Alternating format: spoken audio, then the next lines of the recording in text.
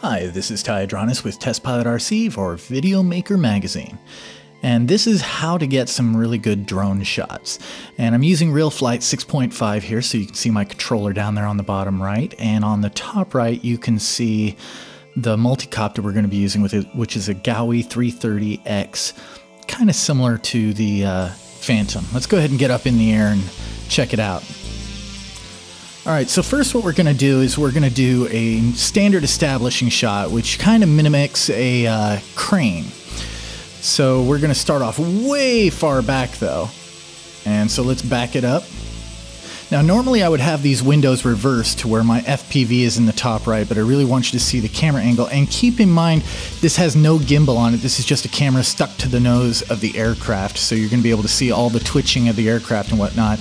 Should tell you just how important a stabilized gimbal really is. So we're going to start off high above the airfield, and we're going to make those buildings our subject, and we're just going to come in really nice and slow and see how the controls, we're just barely touching them. Light touch is what's really important. Okay, so this is our first run through. Let's go ahead and back up and do a really good one. That can show you just how bad it is when you get going way too fast. The things you really want to keep in mind are two words: slow and stable.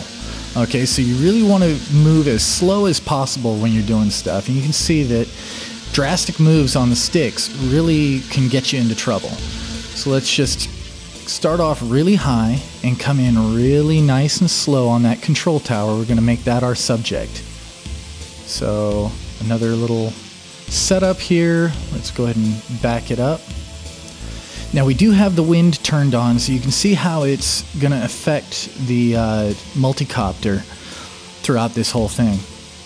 And so we're backing up, and that looks pretty good. Also, we have no tilt control on the camera. It's just pointed straight forward. So you're just going to see every little movement that the multicopter makes, which is why it's a really bad idea to just stick something on there.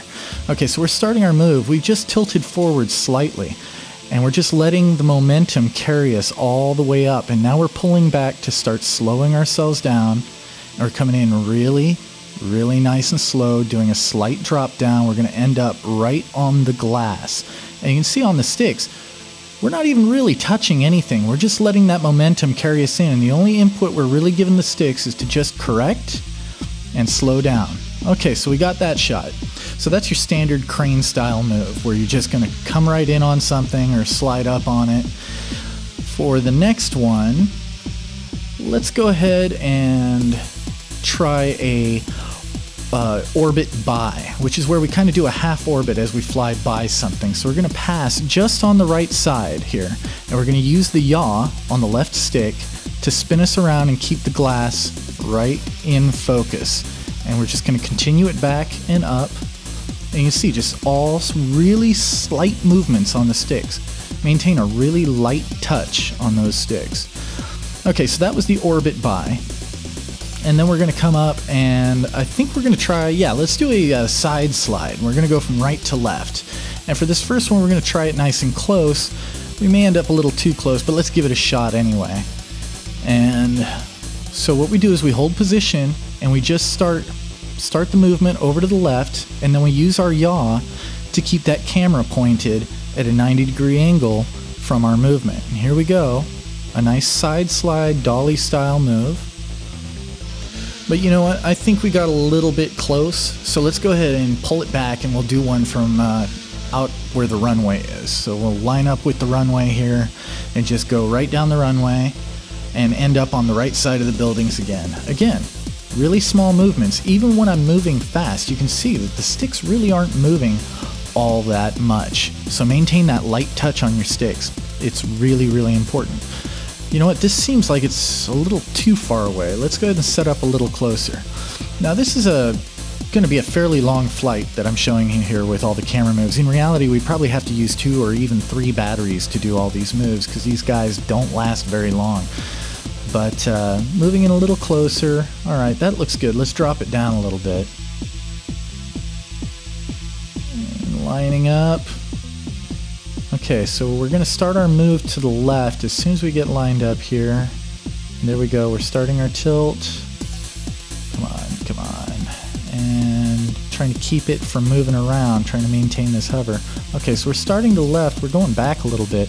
So we're just going to be correcting just to keep us on track and try to move this nice and slow across. You can see how important a gimbal is because you're always making tiny corrections, and so your multicopter is always tilting. Okay, so there we went. Notice we moved through the shot.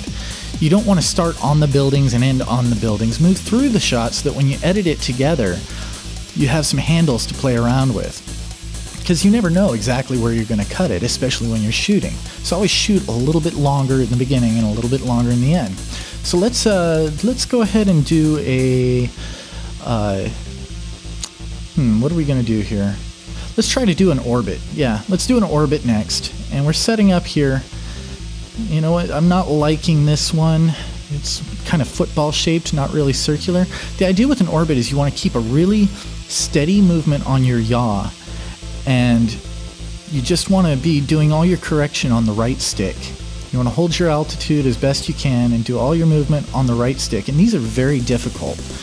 It's probably going to take me a couple of tries here, and you can see all the corrections we're doing on that right stick to maintain our distance and speed from our subject. This one's not quite right either. We're drifting too far away. And you know what? I don't really want to be too terribly close to the subject. We want to keep a good frame on our object, following our rules of thirds and all that stuff like we do with normal video. And let's go ahead and set up on this side of it and try to do a full orbit here. Okay, this looks like a pretty good framing, so here we go. Starting our orbit, and we're keeping it in frame. Again, a gimbal is really, really important because you're constantly making tiny little corrections to your right stick, and that's changing how your multicopter is tilting. And notice it's all really tiny movements. I can't emphasize it enough. So we're still orbiting around. Now if we had a gimbal, this would be nice level video. You wouldn't get any of this gyration around. But even so, you can see how smooth that we're trying to fly it. Alright, so that was a really good orbit. We're happy with that. Let's go ahead and set up and do a fly through.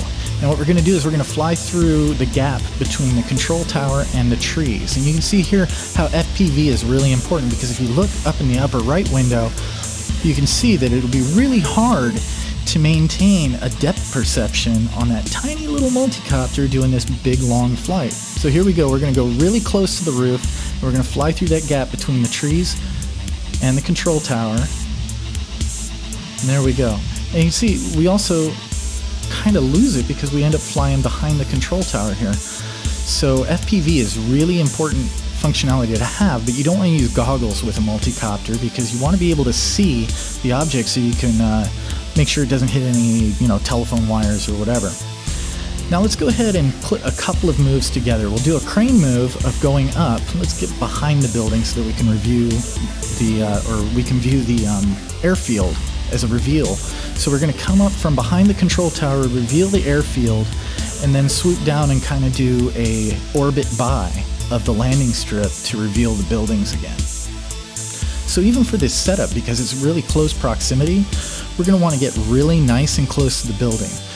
And so you don't want to be moving fast on your approach for setup, because then you have to correct fast and you may flip your multicopter over and crash it into the roof. Any way it goes, you never want to risk your equipment. So let's get it nice and close here. And we're going to fly through the shot, which means even though we want this logo in the shot for the real flight school, we're going to start off below it. So let's move up through it, up over the control tower, come down over the airfield. Notice really tiny movements on the stick. And now let's start our orbit by. Oh, that's beautiful. Okay. Now if we had a gimbal, that would have been so smooth it would be like butter. Now for the most important maneuver of all, landing your aircraft and making sure that it comes down safe. You don't want to damage any of your equipment. So again, really, really tiny movements. Combining all of these moves in different ways is really how you're going to get all your shots with a multicopter. This has been Ty Adranis with TestPilot RC for Videomaker Magazine.